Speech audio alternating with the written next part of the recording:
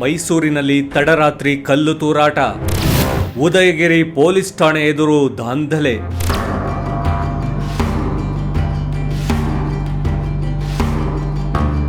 ಮೈಸೂರಿನಲ್ಲಿ ಸೋಮವಾರ ರಾತ್ರಿ ಏಕಾಏಕಿ ನೂರಾರು ಜನರು ಉದಯಗಿರಿ ಪೊಲೀಸ್ ಠಾಣೆ ಮುಂದೆ ಸೇರ್ಕೊಂಡ್ರು. ನೋಡ್ತಿದ್ದ ಹಾಗೆ ಗಲಾಟೆ, ಕೂಗಾಟ, ಘೋಷಣೆಗಳು ಕೇಳಕ್ಕೆ ಶುರುವಾಯಿತು. ಇದೇನಾಗ್ತಿದೆ ಅನ್ನೋಷ್ಟರಲ್ಲಿ ಕಲ್ಲು ತೂರಾಟ ಕೂಡ ನಡೆದು ಹೋಯಿತು. ಒಬ್ಬ ಆರೋಪಿ ಸಾಮಾಜಿಕ ಮಾಧ್ಯಮಗಳಲ್ಲಿ ಹರಿಬಿಟ್ಟ ಒಂದು ಪೋಸ್ಟ್ ಇಷ್ಟೆಲ್ಲ ಅವಾಂತರಕ್ಕೆ ಕಾರಣವಾಯಿತು.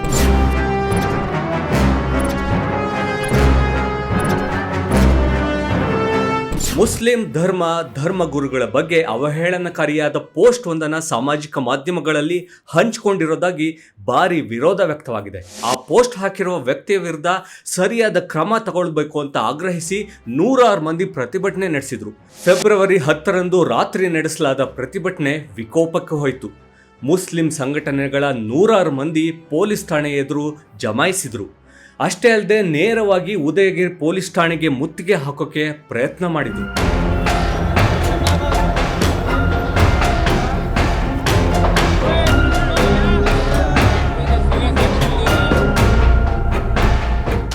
ಆರೋಪಿಯನ್ನ ಬಂಧಿಸಬೇಕು ಅಂತ ಒತ್ತಾಯಿಸಿ ಮೈಸೂರಿನ ಉದಯಗಿರಿ ಪೊಲೀಸ್ ಠಾಣೆ ಮುಂಭಾಗ ಮುಸ್ಲಿಂ ಸಮುದಾಯದ ಪ್ರಮುಖರು ಸೇರಿದಂತೆ ನೂರಾರು ಮಂದಿ ಸೇರ್ಕೊಂಡು ಪ್ರತಿಭಟನೆ ನಡೆಸಿದ್ರು.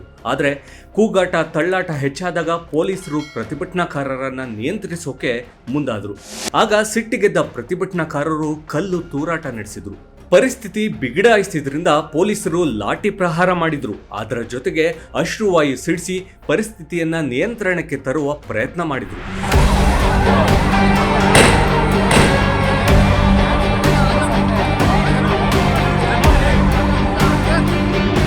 ಶಾಂತಿನಗರ ಮುಖ್ಯ ರಸ್ತೆ, ಮಹದೇವಪುರ ರಸ್ತೆ ಬಂದ್ ಮಾಡಿ ಪ್ರತಿಭಟನಾಕಾರರು ಆಕ್ರೋಶ ವ್ಯಕ್ತಪಡಿಸಿದರು. ಸೋಮವಾರ ರಾತ್ರಿಯ ಈ ಘಟನೆಯಲ್ಲಿ ಕೆಲವರಿಗೆ ಕಲ್ಲೇಟಿನಿಂದ ಗಾಯಗಳಾಗಿವೆ. ಈಗ ಪೊಲೀಸರು ಉದಯಗಿರಿ ಪೊಲೀಸ್ ಠಾಣೆಯ ಸುತ್ತಮುತ್ತಲಿನ CCTV ಕ್ಯಾಮೆರಾಗಳನ್ನ ಪರಿಶೀಲನೆ ಮಾಡ್ತಿದ್ದಾರೆ. ಯಾರೆಲ್ಲ ಕಲ್ಲು ತೂರಾಟ ನಡೆಸಿದ್ರು ಅವರನ್ನ ಹಿಡಿಯೋಕೆ ಪೊಲೀಸರು ತನಿಖೆ ಕೈಗೊಂಡಿದ್ದಾರೆ.